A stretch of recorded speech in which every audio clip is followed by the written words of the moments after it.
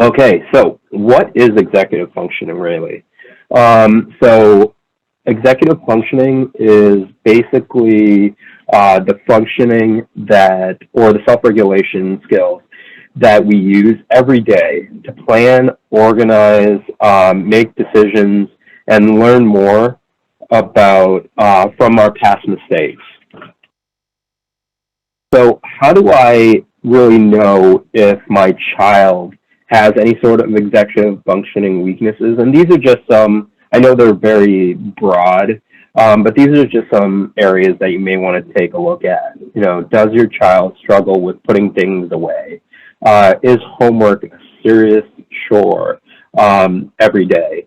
Does your child get distracted easily? Do you feel like you have to constantly remind your child about important things that they do every day? Does your child overreact to the smallest problems or requests that you may have of them?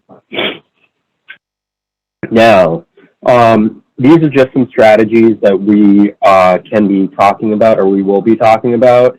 And I guess as a parent, I would want to know for my kids, can executive functioning skills be improved? And the short answer is absolutely, yes, it can.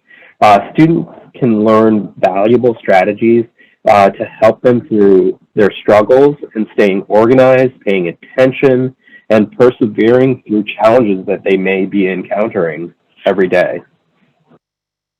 So based on some research I've done, executive functioning is kind of broken down into these 10 core areas, and I really want to dig a little bit deeper into these areas, such as planning, organization, self-control, task management, time management, metacognition, working memory, attention, flexibility, and perseverance.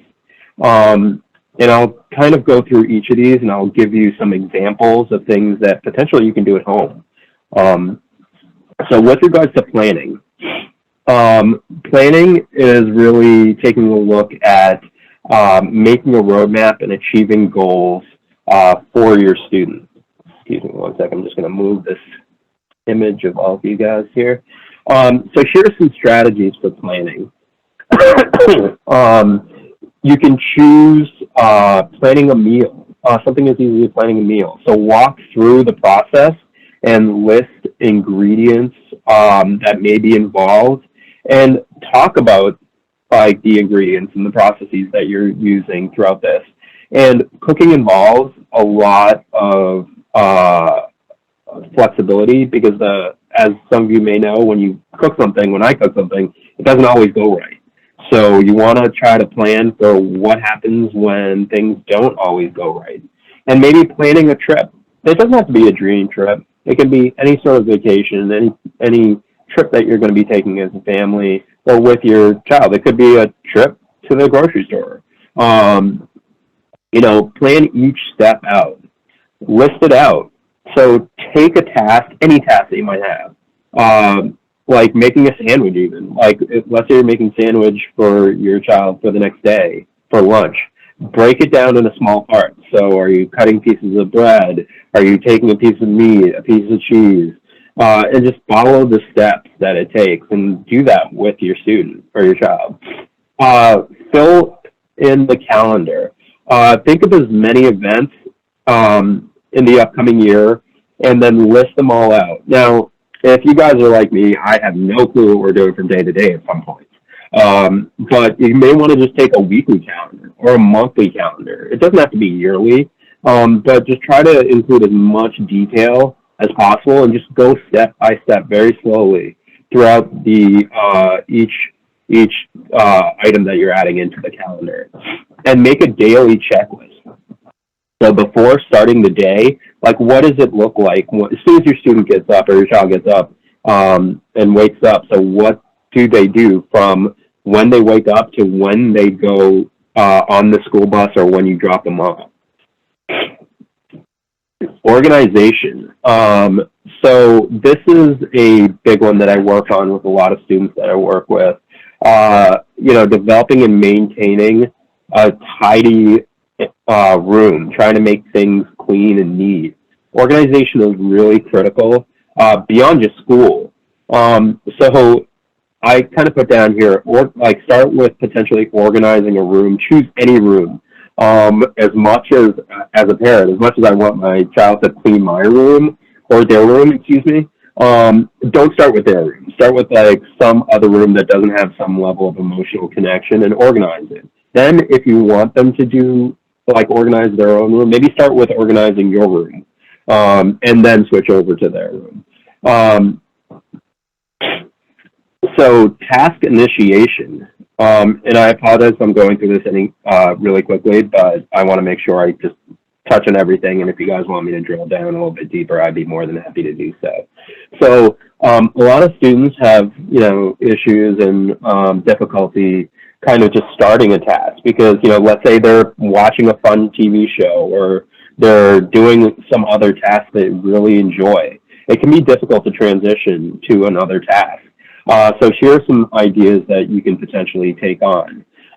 The rocket ship idea is something that I actually use with my daughter. So discuss starting and initiating a task and count down from 5 and then say blast off. That may seem corny to you. So you can try a different type of initiation of tasks by breaking down the task. Choose one daily task or chore that you need to accomplish and break it down into step by step. So that your child can kind of follow along, and make a rewards list. And this is really a good opportunity for you to engage with your child and figure out what they think is important. What is important for them as a reward for completing these tasks or doing these things that you're asking them to do. So time management. So using unique strategies to effectively use their time. So there are a couple of things that I have here. So estimate and compare the time. So take any task and estimate how long it might take you to complete, then actually complete the task and compare the times. I don't know about you guys, but whenever I do a task, I think with my daughter or my son, I think it always takes longer to do the task than I initially thought, but it's always interesting to see what is the difference between what you perceive to be the time that it should take to what the actual time that it will take is. Choose a task such as folding laundry or putting away groceries and estimate how long it might take and then try to beat that time. This is also a great way to try to like engage with your child. And I don't know if they're going to be interested in putting away laundry, but you can figure out other tasks that they might be interested in doing.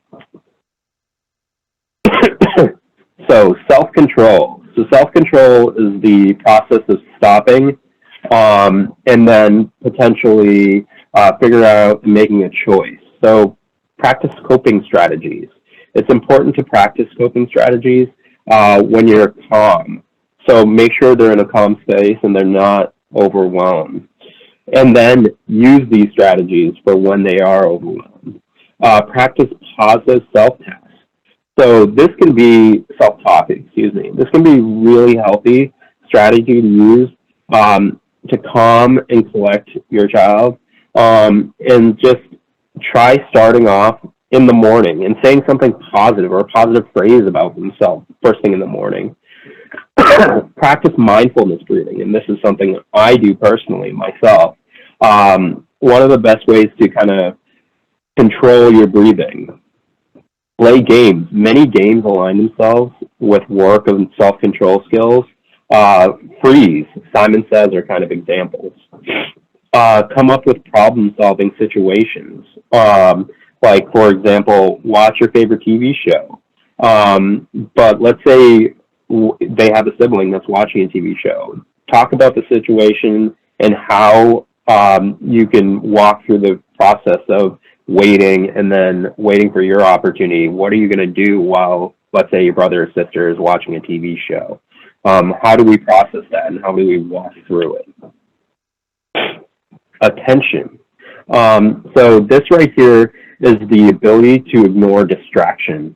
So a couple of options here is holding a conversation. Choose a topic to discuss with your student and like choose an area that is kind of free from distraction for them if that's possible. And then let's say they do have a distraction, make a list. Like what is their biggest distractions during the conversation that you're having? Then come up with strategies to reduce or avoid them. Work focus. Use a timer, and this is really big with a lot of the students I work with, and I make this recommendation. Use a timer to set a period of time, let's say 10 minutes, and do chores and other activities during that 10 minutes, and try to stay focused during that 10 minutes and not get distracted. But then after that 10 minutes, like have some sort of reward, have some sort of like, okay, some screen time or whatever it may be. Like let's hang out after that. And then you can slowly increase in increments the duration of time that they're doing that task. I just chose 10 minutes. It can be longer, it can be shorter depending on your child and what you think they can handle. Take a brain break. Just practice doing something that is not like that specific task that they're doing for that 10 minutes. Like let them just relax, coloring, painting, like listening to music, whatever that may be for your child, let them do that for a little bit of time. Now, metacognition. So this is really the use of your skills to help understand what we know about a topic. This will help your child learn to check in with themselves. So talk, read, and discuss. So choose a book, any book that you might want to take a look at, and list the things that you know about the book before you start reading. For example, let's say you're reading a book about planes, you're reading a book about cooking. List off everything that you know about planes or about cooking or whatever the topic may be. Then read the book, and afterwards discuss what you've learned about that topic. And the same can be done with video. So if your child doesn't want to read, if there's a certain video or a certain topic, you know, YouTube videos that you can find, absolutely use that. Circle share. Excuse me 1 second, I'm just going to have some water. So choose any topic again. Share with one person, so share with your child or they can share with you.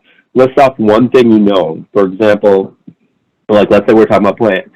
You can say that you know plants start as a seed, and the next person lists off one thing that they know about plants after that. And then you just continue going with a line of thinking in that sense. So flexibility. So this is really about how your child can handle or deal with change or just go with the flow of things. So like the example that I'm using right here is change the ending. After reading a book or watching a movie or watching a video, try to come up with an alternative ending for the characters that are in the book that could solve the problems that they're dealing with. So perseverance. So this right here is trying to complete a task despite having difficulty or challenges along the way. So here are some options or opportunities for you guys to work on potentially developing a goal.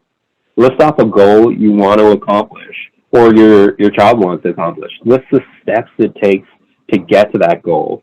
Post this on the fridge or somewhere you think you all can see it. So whether that be potentially on the bathroom door, on their door, somewhere in the house that you can see it. Sometimes my fridge is just cluttered with pictures and stuff that they've created. So I don't know if the fridge is the best idea, depending on what you have in your fridge. Discuss problem-solving situations. Come up with potential roadblocks. Discuss how or what your child might do when they run into roadblocks. For example, imagine that you're going to start a collage or an art project, but you can't find scissors. What do you do then? So start a daily reflection time. And this is something that I actually do during dinner time with my kids and my wife. At the end of the day, talk about one thing that you did well and one thing that you can improve on, and practice reflection. It really helps with growth. So, I know that's a lot of information that I just gave you. And if you have any questions, we can talk about it in a second. I do want to make sure that you all have the resources and the counselors here. So the school counselors for the upper school are listed, and they are kind of broken down alphabetically, so you can kind of see which counselor kind of aligns with your student. And same thing with the lower school; they're all listed there.